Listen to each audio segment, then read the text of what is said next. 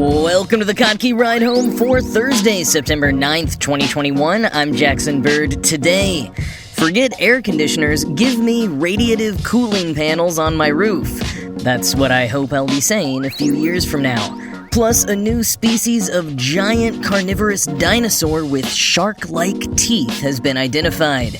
And Moderna has announced they're moving forward with their COVID-19 and seasonal flu combo vaccine. Here are some of the cool things from the news today.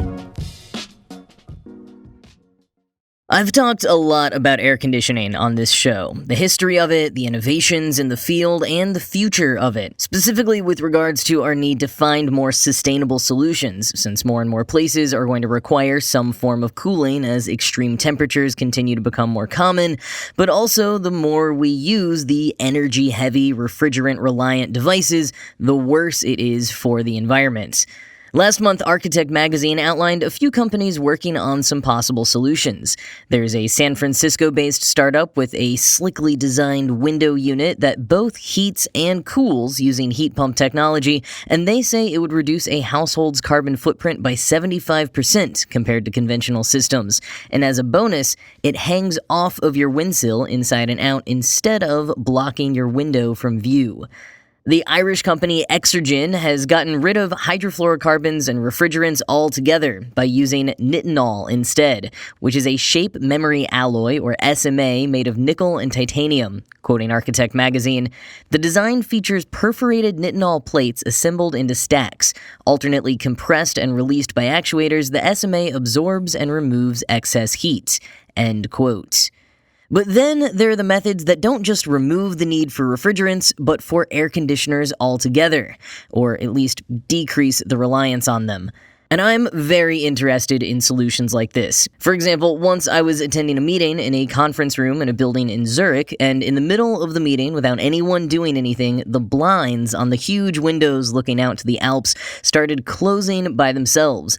And turns out, the employees who worked there told me that the blinds were on a timer specifically designed to block out the sun at the hottest part of the day to keep the rooms cool. Now, this is a method that people have used for centuries, but with a modern, automated twist. And it was in that moment that I was also informed that the building itself didn't have any central air conditioning. Yet there we were, sitting inside in the middle of August, feeling perfectly comfortable. Maybe not as chilly as we might have been with the high-powered central AC units of many American offices, but not warm enough for me to have even noticed until it was brought up. I don't know exactly what a lot of the other designs were that were employed in that and other buildings in Zurich, but I've never been able to stop thinking about how great it would be if more places were designed that way. Of course, the average high temperature in Zurich in August is 76 degrees Fahrenheit or 24 degrees Celsius. Simple techniques like insulation and closing the blinds is not going to be as effective in places where the average highs are over 100 degrees Fahrenheit or over 38 degrees Celsius. There is one startup, though, that has been successfully working on an AC-free solution in the much hotter California. Quoting again, the company's approach employs radiative materials that reflect sunlight and heat away from building roofs, saving 10% to 40% in energy use.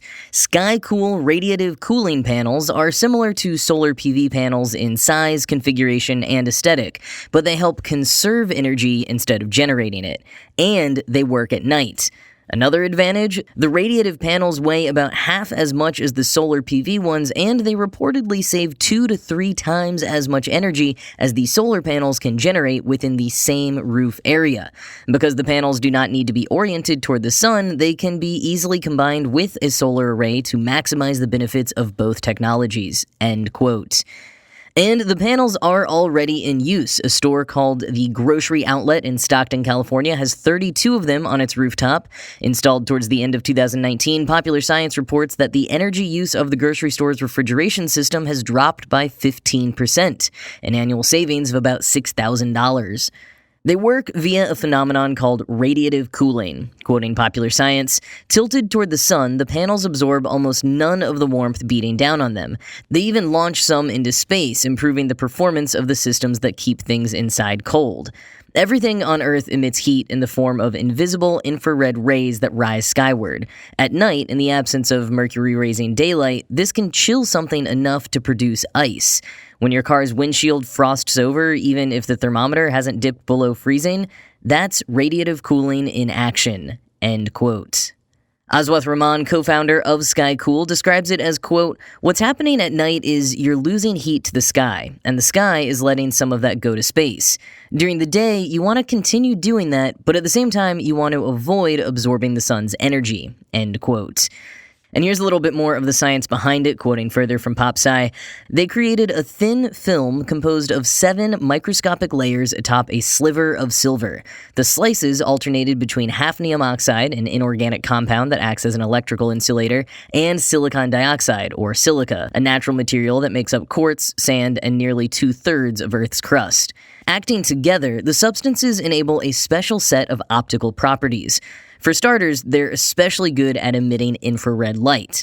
Greenhouse gases and water molecules in the atmosphere usually absorb most of these rays and send them back to Earth.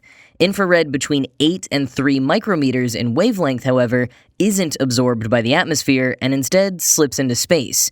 So Raman tuned the film to radiate only within that narrow range. What's more, the material reflects 97% of the sun's beams, enough to generate a cooling effect during the day." End quote. Unlike the ultra-white paint I talked about earlier this year that reflects 98.1% of sunlight and can cool buildings down to 8 degrees below the ambient temperature, but still must be used in concert with other cooling measures, Raman hopes that panels like these from SkyCool could one day make air conditioners obsolete. Although for now, he is working to augment existing systems with the panels. Radiative cooling techniques like SkyCool's panels will face the same problem as pretty much every other AC alternative, though. Cost. Will they actually be able to be produced, installed, and afforded on a mass scale? And they also work best in dry environments with clear skies. PopSci notes that cloud cover and high humidity reduce the effects because water molecules in the air trap some of the emitted infrared rays. So there might need to be some further innovation there for cloudy, humid, and rainy locations, but fortunately there are other research teams and companies working on radiative cooling solutions besides just Raman and SkyCool, so who knows, maybe in a few years most roofs will be decked out with both solar panels and cooling panels.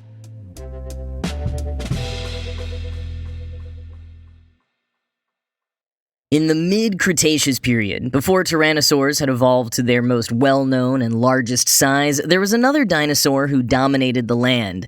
These huge beasts were called the carcharodontosaurs, getting their name from the genus for sharks, Carcharodon, because of their shark-like chompers. Carcharodontosaur literally means shark-toothed lizard. And now a new species has been added to their ranks thanks to a discovery in Uzbekistan. Quoting Smithsonian Mag, "The new dinosaur, represented by a bone found in the 90-million-year-old rock of Uzbekistan, is a carcharodontosaur estimated to be about 30 feet long. But that's hardly all. This new dinosaur species also lived alongside a much smaller tyrannosaur and helps narrow down when the fearsome carcharodontosaurs began to cede the role of apex predator to bigger, badder tyrannosaurs."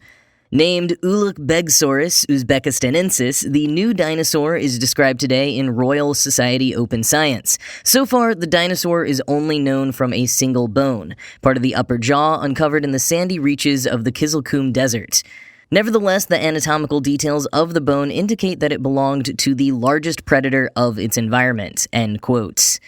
Ulugh-Begsaurus uzbekistanensis, quite a mouthful for someone who doesn't speak Uzbek. It was named after Ulugh Beg, a 15th century astronomer, mathematician, and sultan from present-day Uzbekistan. And it's the first carcharodontosaurs found in Central Asia, but hardly the first dinosaur found in the area. The Bisekti Formation, where this new fossil was found, is a stack of 90 to 92 million-year-old rocks where a bunch of fossils from various types of dinosaurs have been unearthed over the years, including a type of tyrannosaur that grew about 10 feet long, roughly a third of this Ulugh-Begsaurus uzbekistanensis. And that relationship between carcharodontosaurs and tyrannosaurs is really what this discovery is shedding a lot of light on. Quoting Live Science, "The two dinosaur groups were fairly similar, but carcharodontosaurs were generally more slender and lightly built than the heavy-set tyrannosaurs," said study co-researcher Darla Zielinski, an associate professor of paleobiology at the University of Calgary. Even so, carcharodontosaurs were usually larger than tyrannosaur dinosaurs, reaching weights greater than 13,200 pounds. Then, around 90 million to 80 million years ago, the carcharodontosaurs disappeared, and the tyrannosaurs grew in size, taking over as apex predators in Asia and North America. Peter Makovicki, a professor of paleontology at the University of Minnesota who was not involved in the study, agreed that U. uzbekistanensis was likely at the top of the local food chain. "I think this bone is so big that this would have been a very large predatory dinosaur and very likely the apex predator in its ecosystem," Makovicki told Live Science, end quote. And this finding is also the latest known occurrence of a carcharodontosaur and tyrannosaur living side by side. Smithsonian Mag notes that the period at which the carcharodontosaurs went from apex predator to extinct is a bit of a gap in paleontological knowledge. There was so much change happening between 80 and 125 million years ago that it's tough to piece it all together. Zielinski told Smithsonian, quote, "I think that any finds we can make in or around the 90 to 80 million year old window can help shed light on this poorly known interval of dinosaur-dominated ecosystems." And quoting further from Smithsonian, "Even though the relationship between tyrannosaurs, body size, and competing carnivores now seems clear, paleontologists do not yet know why carcharodontosaurs vacated their role as the biggest predators of the northern hemisphere. It's unlikely that tyrannosaurs simply clawed their way to the top." End quote. Tyrannosaurs didn't seem to get larger except in places where bigger competitors were absent. So what changed? It may have affected availability of prey, changed the patterns of herbivores. More fossils and more research are needed to come to any conclusions, but for now, I continue to get a kick out of any time we find fossils that prove tyrannosaurs were not always the biggest carnivores on the block, given how much we thrust them up as the ultimate apex predator in media. Plus, shark-toothed lizards just look and sound super cool. It's like a shark and a dinosaur? Yeah, beat that.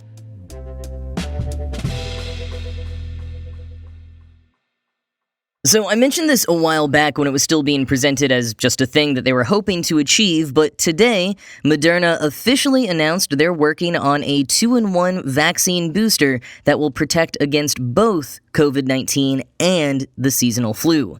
Clinical trials are expected to begin within the next 6 to 12 months. Moderna CEO Stéphane Bancel said in a statement, quote, "Today we are announcing the first step in our novel respiratory vaccine program with the development of a single-dose vaccine that combines a booster against COVID-19 and a booster against flu. We're making progress on enrolling patients in our rare disease programs, and we are fully enrolled in our personalized cancer vaccine trial. We believe this is just the beginning of a new age of information-based medicines," end quote. And CNBC notes that the announcement caused shares of Moderna to jump by more than 5% today. This announcement is both a reality check about how COVID-19 will almost certainly become endemic, something we just live with and need to get annually vaccinated against every year along with the flu, which does make it pretty awesome that Moderna is developing an easy way to make sure people are able to do that. But it's also a further look at the huge strides forward being taken in the realm of vaccinations and other treatment thanks to mRNA technology. In that statement, Bancel noted they've enrolled participants in a personalized cancer vaccine trial, and BioNTech has apparently moved to human trials for their mRNA cancer vaccine as well. Moderna is also continuing clinical studies of their COVID-19 vaccine for kids and teenagers, and has a slew of other mRNA-based vaccine trials in development, but they say the flu-COVID combo is the furthest along, although don't expect it to be ready for this flu season, which, by the way, you can already get your flu shot here in the US, and you should definitely do that if you can. Eventually, Moderna says they want to add protection against other respiratory diseases to the mix to create a, quote, high-efficacy pan-respiratory annual booster, end quote. And Novavax, whose COVID-19 vaccine is not yet authorized here in the U.S., has also announced that they have started an early-stage study to test a combined flu and COVID vaccine. The vaccine game is going to get so strong over the next several years. So now all we have to do is work on equitable global rollouts and fighting disinformation to make sure people actually get them. Easy peasy.